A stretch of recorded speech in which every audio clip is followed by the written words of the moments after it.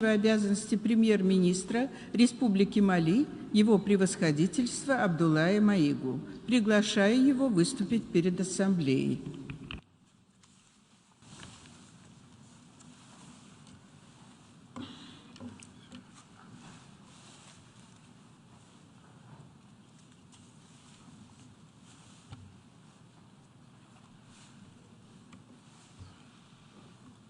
Monsieur le Président de l'Assemblée générale, Mesdames et Messieurs les chefs d'État et de gouvernement, Monsieur le secrétaire général de l'Organisation des Nations Unies, Mesdames et Messieurs, de prime abord, je voudrais m'acquitter de l'agréable devoir de vous adresser les chaleureuses salutations du peuple malien, riche de sa diversité culturelle, religieuse et ethnique, ainsi que celle de son Excellence, le colonel Assimi Goïta, président de la transition, chef de l'État. Monsieur le Président, votre brillante élection à la présidence de cette 77e session de l'Assemblée générale et la fin des travaux de la 76e session de l'Assemblée générale, brillamment conduit par votre prédécesseur, son Excellence M. Abdullah Shahid, de la République des Maldives, m'offre l'heureuse occasion d'adresser à vos excellences les chaleureuses félicitations de tout le Mali. Enfin, permettez-moi de réitérer à notre secrétaire général, M. Antonio Guterres, notre haute appréciation des efforts louables qu'il continue de déployer pour la réalisation des nobles objectifs de notre organisation commune. Nous sommes convaincus que vous êtes un ami du Mali et du Sahel. L'amitié reposant sur la sincérité, souffrez que je vous exprime mon profond désaccord suite à votre récente sortie médiatique, au cours de laquelle vous prenez position et vous vous exprimez sur l'affaire des 46 mercenaires ivoiriens, qui est une affaire bilatérale et judiciaire entre deux pays frères. C'est évident que la qualification judiciaire des infractions liées à cette affaire ne relève pas des attributions du secrétaire général des Nations Unies. Au Mali, notre administration ne travaille pas sur la base de l'oralité ni des déclarations par voie de presse. Par conséquent, nous nous en tenons scrupuleusement à la note verbale de la MINUSMA, la mission des Nations Unies pour la stabilisation au Mali, référence MINUSMA bar PROT bar NV bar 226 bar 2022 du 22 juillet 2022, dans laquelle il ressort clairement qu'il n'existe pas de lien entre les 46 mercenaires et les Nations Unies.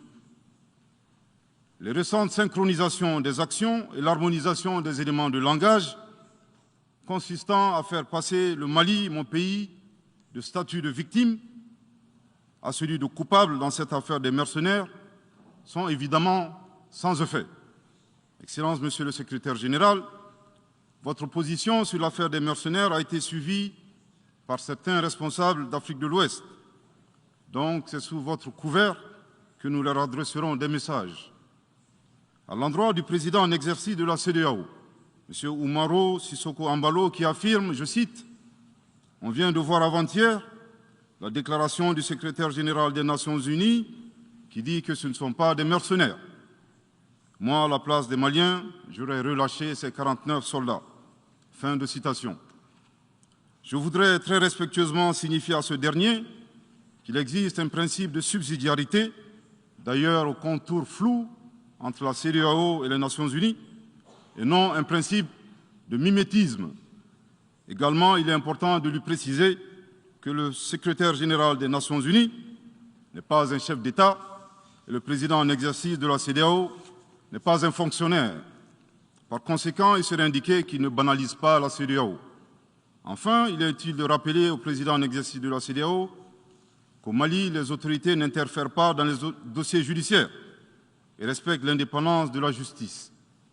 Donc, nous n'avons pas vocation à interpeller ou relâcher. Ceci relève de la fonction judiciaire.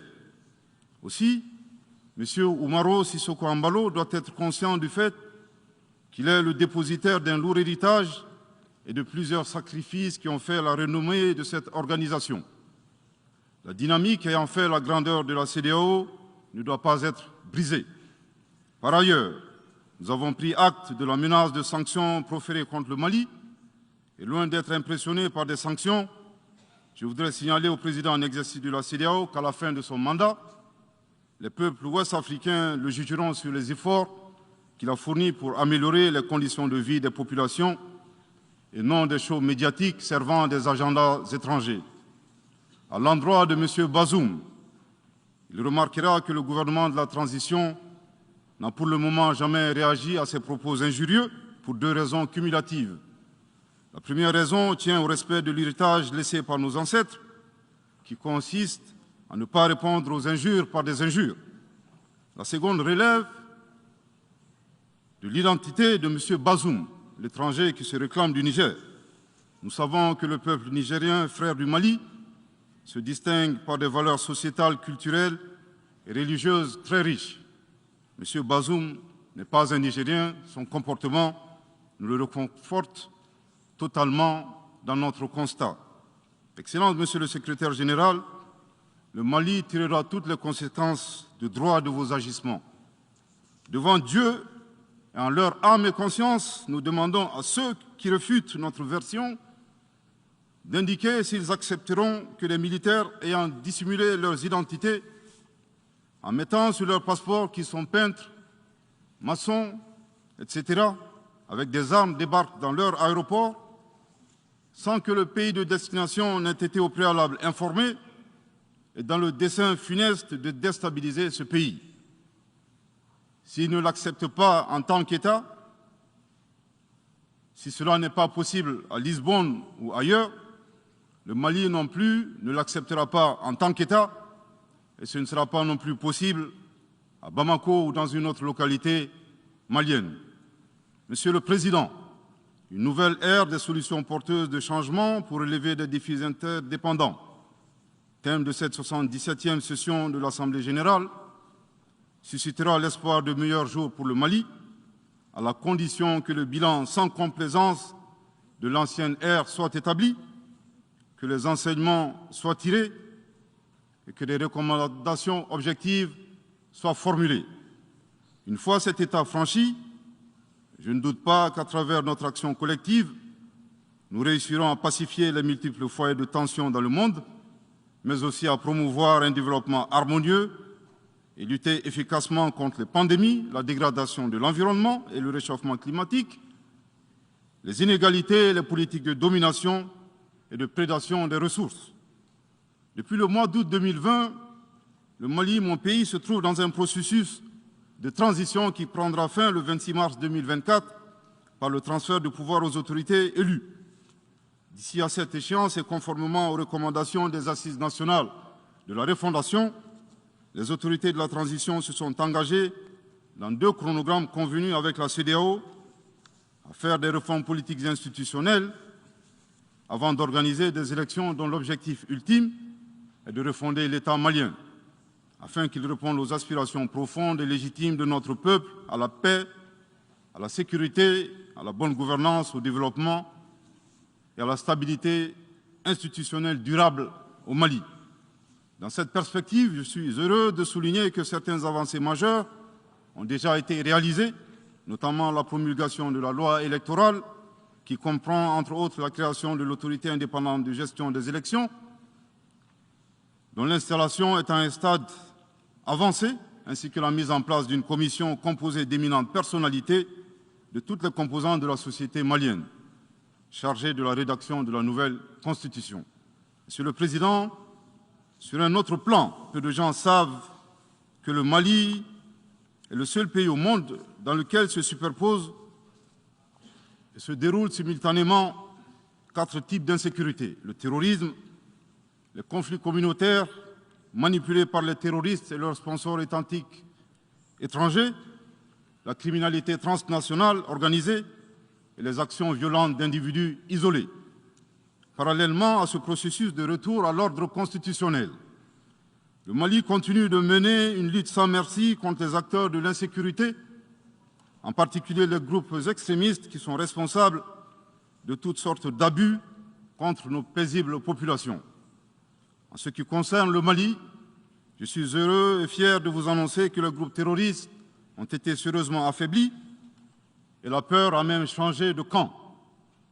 Cependant, ces groupes criminels gardent encore et toujours une certaine capacité de nuisance dans leur tentative désespérée de porter atteinte à notre intégrité territoriale et de terroriser nos populations.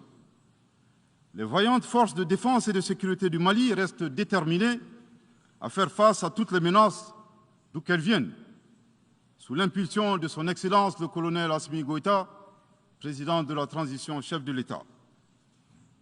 Le gouvernement du Mali continue d'intensifier les efforts importants pour recruter, former, équiper et renforcer les capacités opérationnelles des forces de défense et de sécurité maliennes.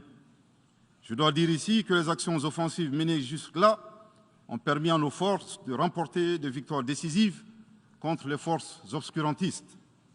Elles ont également permis à l'État de reprendre pied et de réaffirmer son autorité sur une grande partie du territoire national, ainsi que de favoriser le retour de plusieurs milliers de nos compatriotes dans leur localité d'origine.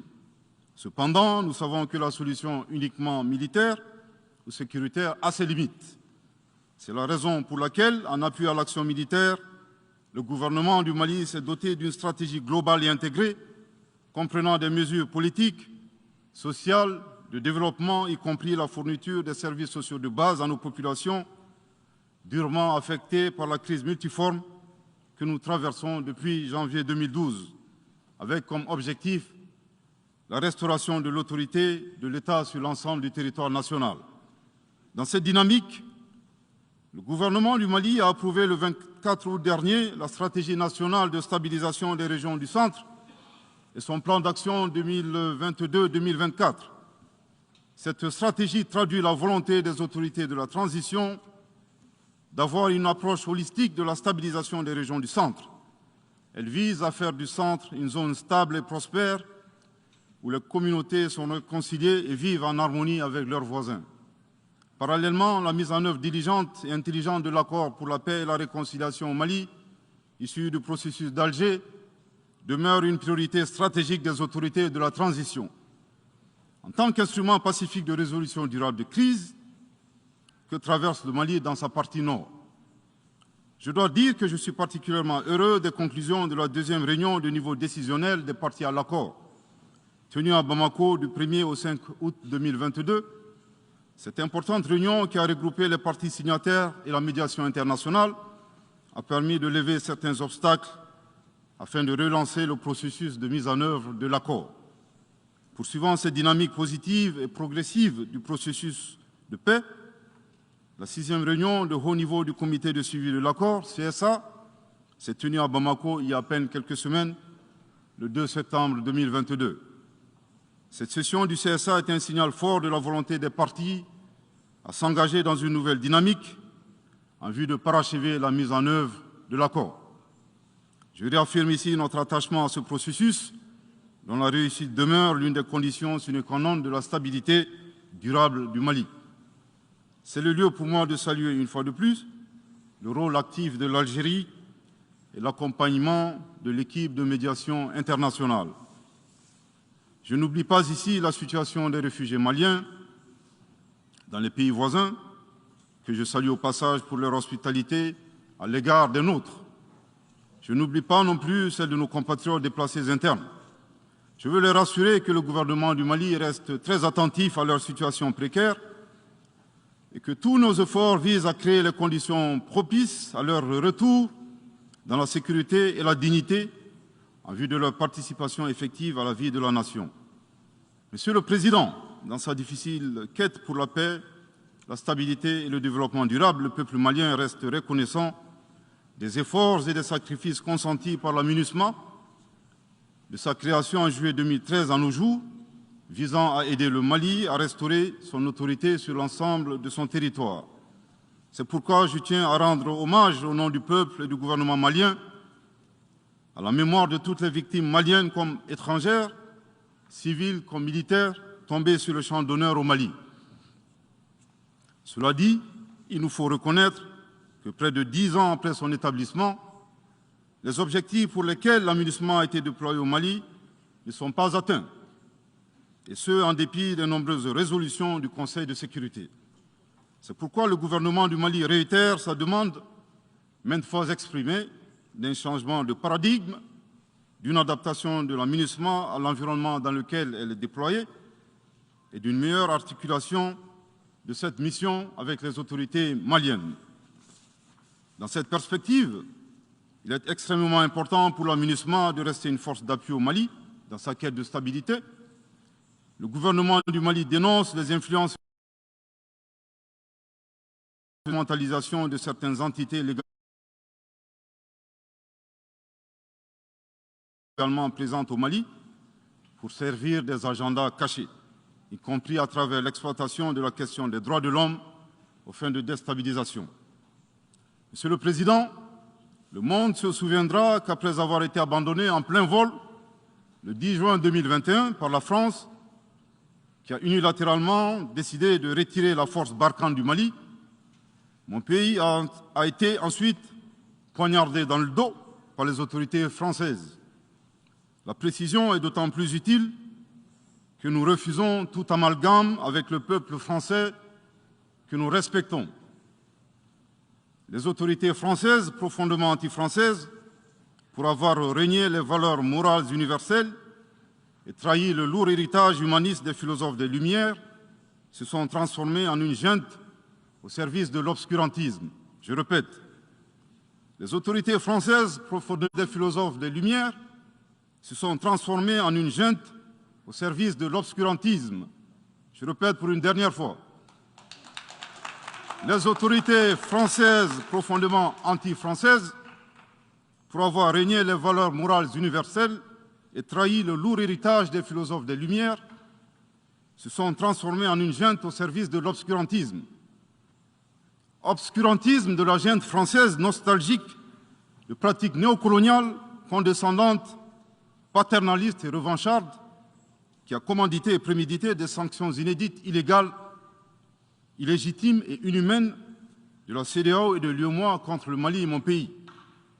Après plus de 10 ans d'insécurité et en fait des milliers de morts, autant de réfugiés et de déplacés internes, n'est-ce pas un sacrilège de mettre une population malienne victime de l'insécurité dans un pays enclavé sous embargo pendant 7 mois, en procédant à la fermeture des frontières et la saisie des comptes financiers du Mali.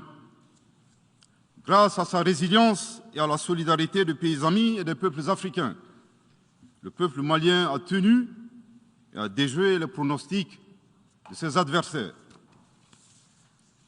Obscurantisme de la junte française qui s'est rendue coupable d'instrumentalisation des différences ethniques, en oubliant si vite sa responsabilité dans le génocide contre les Tutsis au Rwanda, coupable également de tenter désespérément de diviser les Maliens, enfants d'une même famille. Enfin, obscurantisme de la junte française qui a violé l'espace aérien malien en y faisant voler des vecteurs aériens tels que des drones, des hélicoptères militaires et des avions de chasse plus d'une 50aine de fois, en apportant des renseignements, des armes et munitions aux groupes terroristes. Afin de se donner une bonne conscience, la junte française accuse le Mali de n'avoir pas été reconnaissant en se gargarisant de la mort regrettable de 59 soldats français au Mali lors de diverses opérations de lutte contre le terrorisme. À cette triste accusation, nous rappelons que dans la majorité des interventions d'officiels maliens et des cérémonies, nous rendons systématiquement un hommage à l'ensemble des victimes de l'insécurité au Mali, sans distinction de nationalité, donc y compris les 59 Français décédés. Aussi, nous les invitons à ne pas s'arrêter à si bon chemin et de remonter le temps, en passant par leur intervention en Libye, décriée par toute l'Afrique, sans oublier la participation forcée des milliers d'Africains à la Première et la Seconde Guerre mondiale, sans oublier la traite négrière qui explique le sort économique de beaucoup de pays. Combien d'Africains sont-ils morts pour la France et le monde libre dans lequel nous vivons? Monsieur le Président, eu égard à la gravité des faits commis par la junte française, le Mali, dans sa lettre en date du 15 août 2022, a demandé la tenue d'une réunion d'urgence du Conseil de sécurité des Nations Unies. Cette réunion a pour objet de permettre au Mali de présenter les éléments de preuve en sa possession, démontrant que l'armée française a agressé en de maintes reprises mon pays, en violant de manière répétitive et fréquente l'espace aérien malien, sans autorisation des autorités maliennes, et parfois en falsifiant des documents de vol. Plus grave, Monsieur le Président, le Mali sera en mesure de prouver que la junte française a fourni des renseignements et des armes à des groupes terroristes. Le gouvernement du Mali s'interroge sur les raisons qui poussent cet État membre du Conseil de sécurité à faire obstacle au débat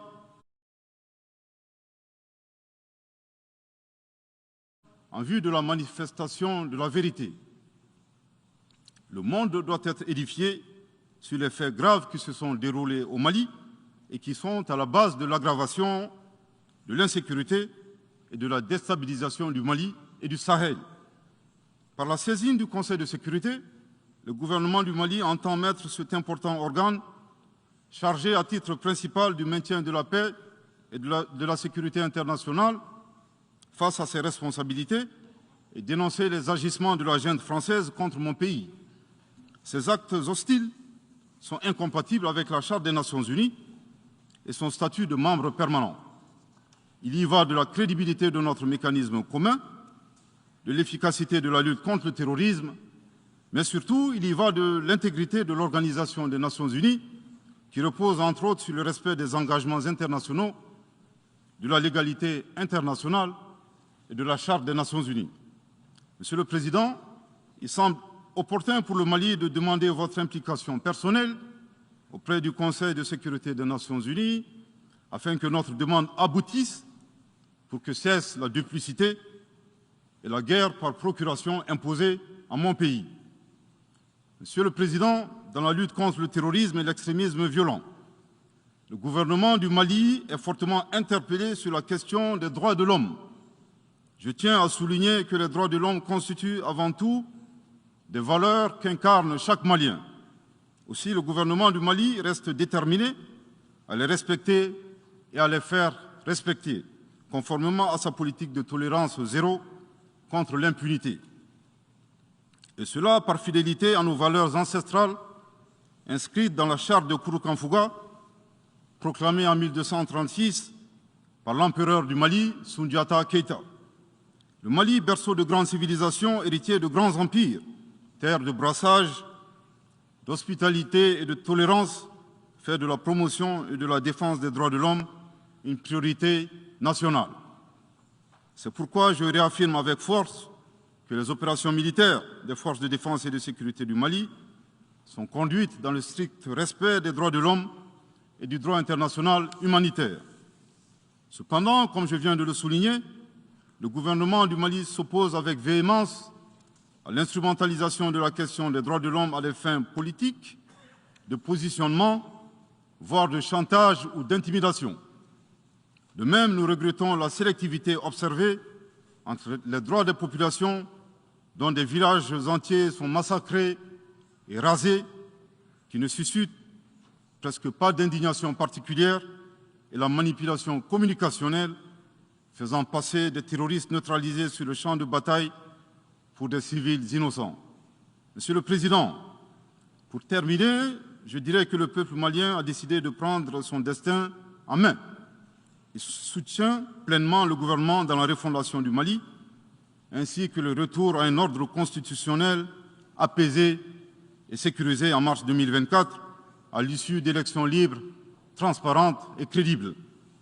La réalisation de ces vastes chantiers exige du gouvernement de poursuivre et d'intensifier les efforts en vue de l'amélioration continue de la situation sécuritaire dans le pays et de la protection des personnes et de leurs biens. À cet égard, je me réjouis de la tenue à Lomé, le 6 septembre dernier, de la 3e réunion du groupe de suivi et de soutien à la transition.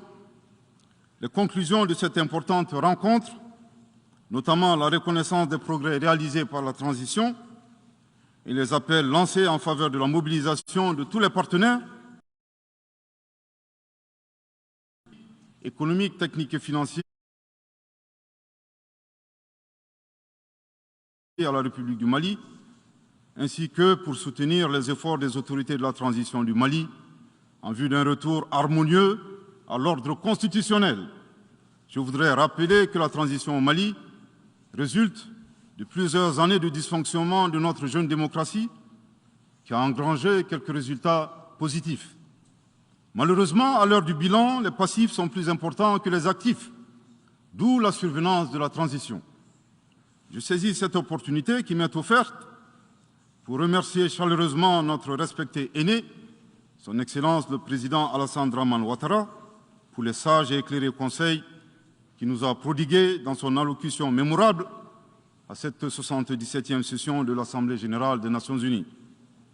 Je voudrais le rassurer que les autorités de la transition malienne n'ont d'autres objectifs que de faire des réformes politiques et institutionnelles avant d'organiser des élections, tout en luttant obstinément contre le terrorisme.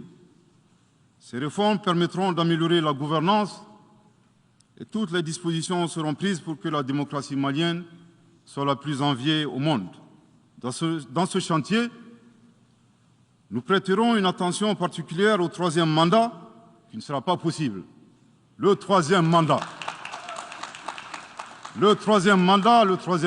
pour un public moins averti consiste pour un président de la République d'effectuer une manœuvre en 4 temps, en vue de conserver le pouvoir pour lui seul et son clan.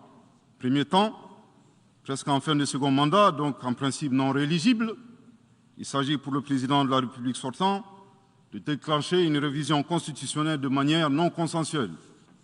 Deuxième temps, au cours de cette révision constitutionnelle, le président de la République sortant modifiera quelques dispositions constitutionnelles. Troisième temps, une fois la nouvelle constitution adoptée, sur fond de crise politique naturellement, le président sortant devient candidat en violation de la limitation du nombre de mandats à 2. Sa candidature est alors justifiée par l'adoption de la nouvelle constitution et le prétexte est tout trouvé. La limitation du nombre de mandats à 2 concernait l'ancienne constitution. Par conséquent, il est candidat au regard de la nouvelle constitution adoptée. Quatrième temps, une farce électorale est organisée. Forcément, il remporte les élections et s'ensuit une chasse impitoyable aux opposants politiques, dont certains sont arrêtés, d'autres s'exilent et d'autres assassinés. Les allégeances sont obtenues grâce au pouvoir de l'argent, le clientélisme et les intimidations. Dans un langage plus simplifié et en référence à une métaphore footballistique, le troisième mandat est une magie. C'est l'art de se dribbler soi-même tout en gardant le ballon.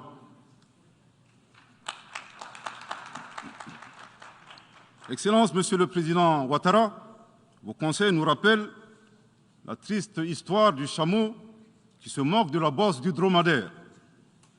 Malgré les efforts tangibles de la transition malienne, dans la mise en œuvre des chronogrammes des réformes politiques et institutionnelles et celui des élections, salués par la communauté internationale, Madame la ministre des Affaires étrangères de la junte française, à qui le Mali n'a pourtant rien demandé, a estimé qu'il n'y avait pas eu de progrès, oubliant que nul ne peut aimer le Mali plus que les Maliens eux-mêmes.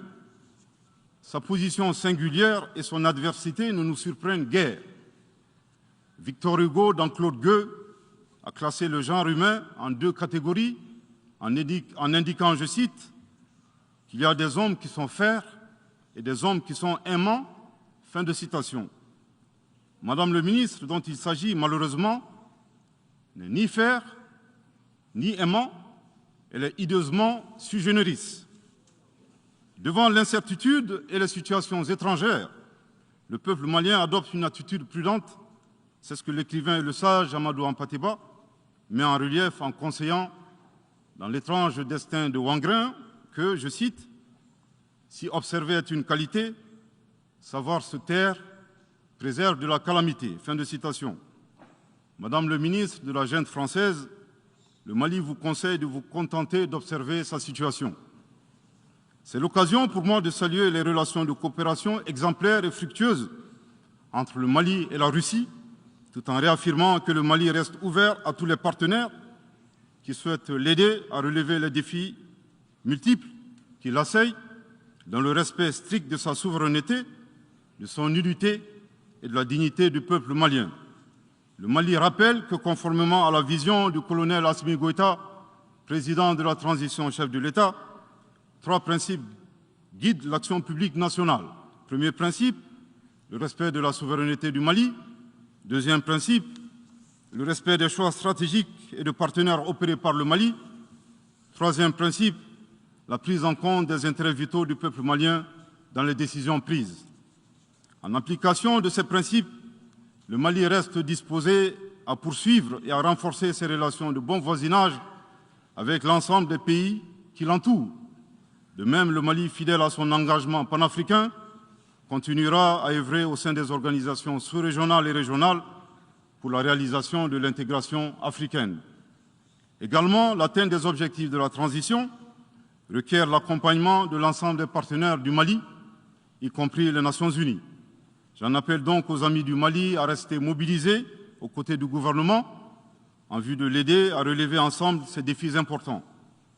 Pour la grande majorité des États du monde, convaincus par le respect mutuel et le partenariat gagnant-gagnant, je leur garantis que les portes du Mali leur sont grandement ouvertes et les Maliens les accueilleront les bras ouverts. Pour la minorité qui serait tentée de ne pas respecter ces principes, nous leur promettons qu'ils feront face à des millions de Assimi Goïta, soucieux de défendre leur honneur, leur dignité et leurs intérêts vitaux.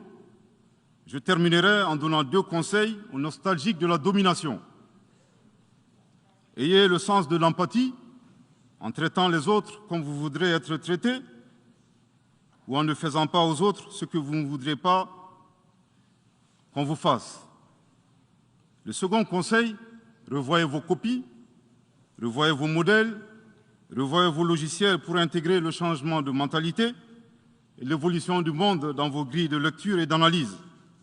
Sortez du passé colonial et entendez la colère, la frustration, le rejet qui remonte des villes et campagnes africaines, des populations africaines, et comprenez que ce mouvement est inexorable.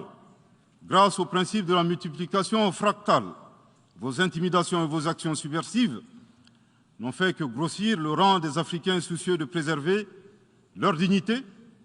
S'ils n'étaient qu'une centaine aux indépendances, aujourd'hui nous sommes des millions, et demain, tant que les paradigmes inégalitaires demeureront, nous serons des milliards. Le Mali et son peuple ne seront pas des spectateurs face aux assauts et l'adversité. Pour chaque mot employé de travers, nous réagirons par réciprocité. Pour chaque balle tirée contre nous, nous réagirons par réciprocité. C'est à ce prix qu'une nouvelle ère sera une réalité avec des solutions porteuses de changement pour relever des défis interdépendants, avec des États interdépendants et en valorisant l'homme sans distinction aucune, notamment de race, de couleur, de sexe, de langue, de religion, d'opinion politique ou de toute autre opinion, d'origine nationale ou sociale, de propriété, de naissance ou de toute autre situation telle que stipulée à l'article 2 de la Déclaration universelle des droits de l'homme. Que Dieu bénisse le Mali et préserve les Maliens des forces obscurantistes et destructrices du monde. Que Dieu bénisse l'Afrique et préserve les Africains des forces obscurantistes et destructrices du monde. Que Dieu bénisse le monde et préserve l'humanité entière des forces obscurantistes et destructrices du monde. Je vous remercie de votre très aimable attention.